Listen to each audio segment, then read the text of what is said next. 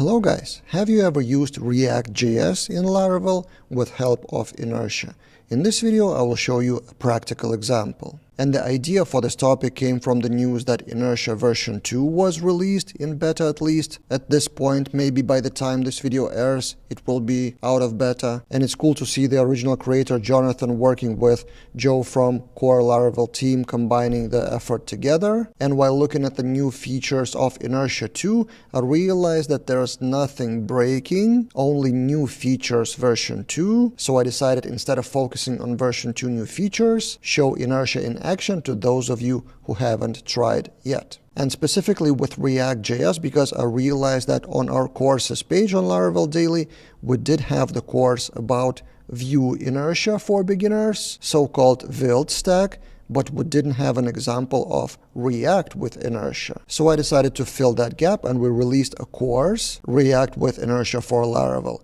So this is what's inside, 18 lessons, creating a typical simple CRUD with Laravel and Inertia and React. And traditionally in this video, I will show you the main things you need to know. And the link to the full course that also contains the link to the repository will be in the description below for premium members of Laravel Daily. Now a little backstory and let's answer two questions why. So why React with Laravel and why Inertia with React and Laravel? So traditionally React is not the first choice of stack for Laravel developers. If we take a look at State of Laravel 2024 results, Vue.js is the most popular choice, almost the same as Livewire now in 2024, so Livewire kind of skyrocketed and Vue is kind of on decline. But if we compare JavaScript frameworks, kind of apples to apples, Vue 54% and React is much lower with 26%. But still, it's not zero, and from time to time I see on Twitter people talking about React, like for example Nuno Maduro really feeling productive with Laravel, Inertia, and React.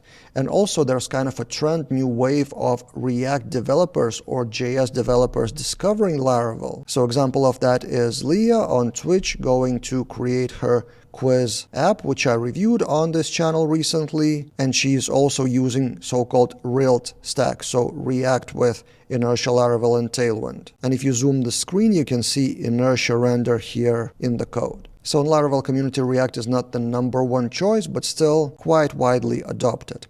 And if we look outside of Laravel community, and then we compare React and Vue, we have totally different picture. I've Googled for some numbers, and for example, in 2023 Stack Overflow developer survey, React 40%, Vue only 16%. Another data source, W3Techs, market share, React 4.4% of the websites, Vue 0.9%. Another data source, NPM trends, pretty clearly React is consistently above Vue and there are no clear upward or downward trends in last months, so no reason to think that something would change. And finally, Google Trends, React is still above Vue for the past 12 months, but from my experience, Google Trends are pretty tricky to analyze because, for example, the word React has multiple meanings, so it may be not directly comparing so-called apples to apples. But anyway, my point is if you want broader career and more opportunities, not only with Laravel, then React could be a better choice for your career than Vue.js. Now let's answer the question why Inertia with React and Laravel. So historically, full-stack developers used Vue or React as front-end solutions almost in a separate repository way. So there used to be Laravel as API and then React or Vue on the front end, consuming that API. But the problems were to pass the data back and forth. So routing in two places, authentication in two places, and a lot of data in two places. And this is what Inertia came to solve. So now in Laravel controller, for example, you don't need to create separate API controller. Instead, you just get the data from the database as usual. You can use Eloquent API resources like you would do in API, and then you render the React component with Inertia, and also inside that Inertia component, for example, you use Inertia links, which then makes it full SPA experience, single page application. And the benefit of all of that, this is how the project looks like. For example, let me click around and see how instant is the response. About, posts, edit something, cancel, add new post, see no delay at all. Of course, the project is pretty simple, but the main idea is that you have a single page application without Laravel API and without router on the React level because it uses Laravel routing. And then also the data passed is kind of by magic in Inertia. So for example, if you click About and see the network tab, the result of that about request, the response is JSON with only the data for that about component. For example, we click Posts and click here, and we have the JSON returned for logged in user data, permissions, and posts for the table. So there's no full HTML refresh, no full page refresh. That's why the full experience is almost blazingly fast. So with that long kind of intro, my goal was to convince you that this stack of React and Inertia is a viable option. Now let's dive into the code and see what's inside, at least the main parts. So let's start with Laravel routing and focus on two routes. When I'm logged in inside, we have post CRUD and about page. And as you can see already, instead of route get or route view, we have route inertia to create that single page application experience. And in post controller, you already saw that partially, we can use all the Laravel features like gates, like collections, like API resources. Just we return not the blade views and not API resources, but inertia render for index, for create, and other pages like edit. But in general, it feels much more kind of at home for typical Laravel developer, so we don't need to dive too deep into API specifically.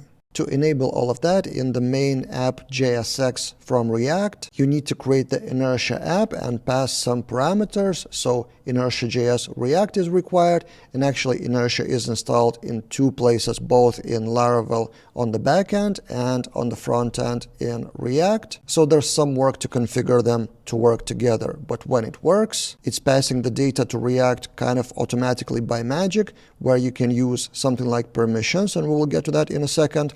But for example, for table of posts, you can do the map with post title, content, and other data, and then, as I mentioned already, link to, for example, route post edit, which will also use inertia to avoid full page refresh. And now for things like permissions or other global things, there's a middleware called handle inertia requests with share method, where, for example, you can pass the permissions or user data, for example, to view them here. So there's username and email on top coming from this global structure middleware. So yeah, that's kind of the most important thing that you need to understand how that model works at all. So if your case is that you're already a Laravel developer and have some React experience, you should use Inertia to avoid creating API just for that, unless you actually need the API for other clients. And also, if you are a backend developer Laravel and you have a React developer on your team, you can combine your efforts easier with the help of Inertia. So front-end developer does their part to configure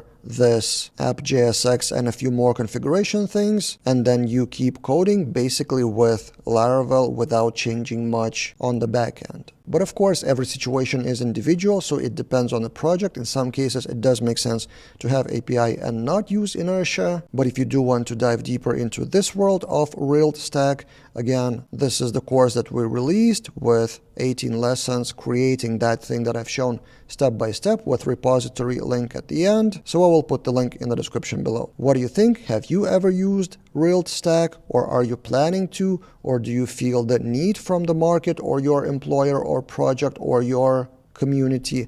Let's discuss in the comments below. That's it for this time, and see you guys in other videos.